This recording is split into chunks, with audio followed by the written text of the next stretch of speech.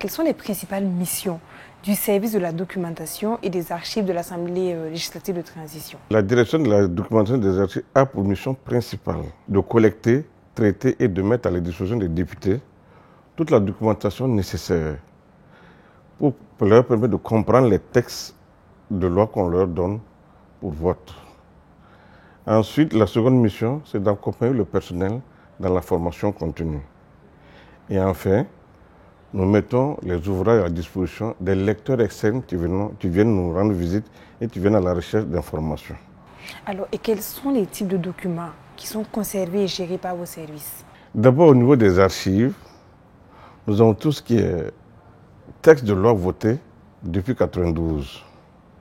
Quand on parle de loi, il faut voir tous les documents qui sont liés au texte de loi, les projets de loi, l'exposé de motifs ou même les propositions de loi et les rapports des commissions, etc. Nous avons tous à la disposition des lecteurs.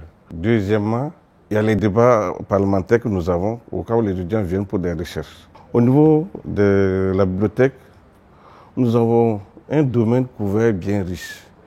Des documents dans le domaine du droit et ses dérivés, la science politique, le marketing, la gestion des ressources humaines, la communication et la documentation, l'archivistique et bien dans d'autres domaines.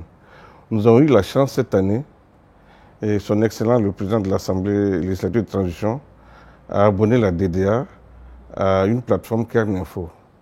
C'est une plateforme qui regroupe beaucoup de catalogues, surtout dans le domaine francophone, et qui offre aux lecteurs des documents très récents. Vous allez voir, mais il y a des documents de 2025, 2024 qui sont à leur disposition pour consultation. Alors, et comment est-ce que l'organisation et l'accès aux archives et à la documentation aident concrètement les députés et les services de l'ALT dans le travail législatif? En amont, quand les projets de loi viennent au niveau de l'institution parlementaire, on nous envoie d'office une copie. Nous faisons des recherches au niveau des parlements de la sous-région pour voir si une telle loi a été déjà votée dans un pays. Si ça a été fait, nos collègues mettent la documentation à notre disposition et nous mettons ces informations à la disposition des agents de suivi de commission. Ça, c'est en amont.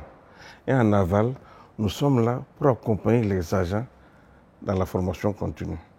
Quand ils ont besoin de documents pour travailler, quand ils ont besoin de documents pour faire de la recherche, ils s'adressent à nous et nous leur apportons. Et quels sont les principaux défis que vous rencontrez dans la gestion et la valorisation de ces archives et de la documentation? Et quelles pistes de solutions pour une meilleure gestion? Vous voyez, c'est suite à l'insurrection que nous avons rejoint ces locaux. Donc le bâtiment même n'est pas approprié. Nous faisons avec.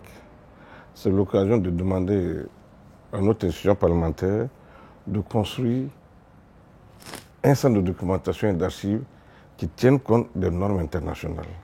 Nous sommes 6 au niveau de la direction. Donc, vous voyez, le personnel manque. Troisièmement, nous sommes dans le domaine d'éthique. Nous avons besoin d'un serveur pour sauvegarder pérennement la mémoire du Parlement. Quatrièmement, avec les services informatiques, si on peut nous aider à sécuriser, même si nous avons le serveur, à sécuriser nos données pour que par cette porte ouverte, d'autres personnes n'arrivent pas à attaquer les données de l'Assemblée. Comme perspective, madame, il y en a beaucoup. Il y en a beaucoup. D'abord, si on peut aider à former le personnel existant dans le domaine d'éthique. Vous voyez, c'est ça qui marche actuellement. On nous appelle même la génération tête baissée. Vous voyez, même quand les étudiants viennent, ils préfèrent les ressources en ligne que le document physique.